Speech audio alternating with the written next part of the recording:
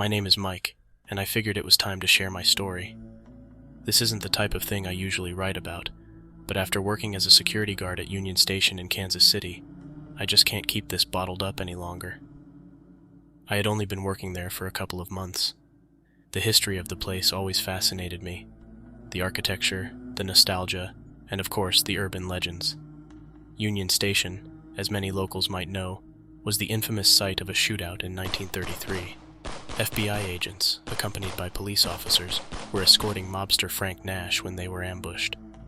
The chaos that ensued left Nash and several officers dead. To this day, there are still bullet holes marking that tragic event. Old-timers and a few fellow security guards would often tell stories of seeing strange figures on the security monitors or hearing inexplicable noises echoing through the vacant halls. Of course, I brushed it off as mere tales to spook the new guy. Then came that particular chilly October night. My shift started as any other. Walking through the vastness of Union Station at night had its eeriness, but I had grown accustomed to the silence, broken occasionally by the distant sound of the city outside. The night felt heavier somehow, a weight in the air, a tangible stillness. As I patrolled the more isolated areas, the unmistakable distant sound of a train's whistle pierced the silence. I stopped in my tracks, thinking it was odd for a train to be arriving at this hour. I shook my head, thinking maybe it was a train passing by elsewhere. Yet, as the seconds went by, the sounds became more pronounced. The hustle and bustle of what sounded like a large crowd, muffled conversations, the distant laughter of children, and the unmistakable sound of suitcases being dragged. Curious, I made my way towards the main hall. Strangely, the further I walked, the more intense the sounds became, yet not a soul was in sight. And then, suddenly, the chilling screams. They were loud, followed by the harrowing sounds of gunfire. Instinctively, I dropped to the ground, my heart racing. Cautiously, I began to crawl towards an exit, my ears ringing, the stench of gunpowder filling the air. I was convinced that somehow there was an active shooter in the building. But then, why couldn't I see anyone? Reaching the exit, I found to my horror that the door wouldn't budge.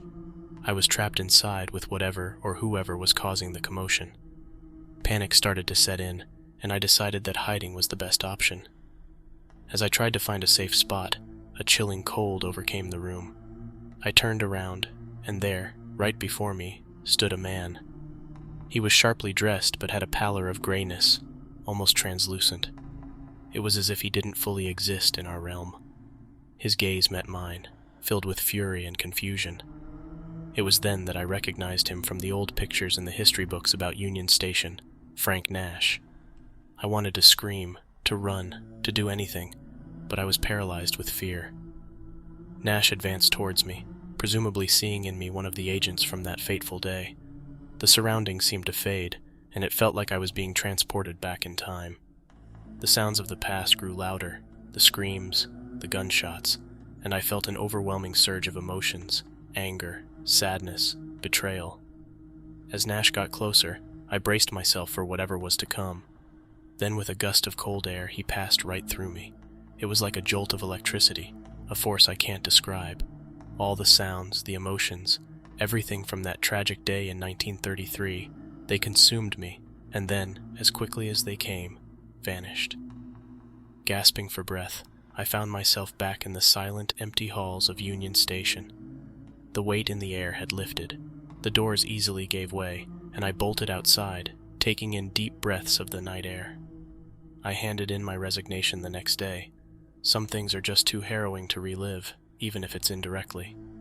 Union Station will always stand as a monument to Kansas City's rich history, but for me, it will forever be a chilling reminder of the night I came face to face with its haunted past. To all the listeners, next time you're passing by Union Station, take a moment and listen closely. Maybe, just maybe, you'll hear the echoes of its tumultuous history. Stay safe, and always respect the memories of the past.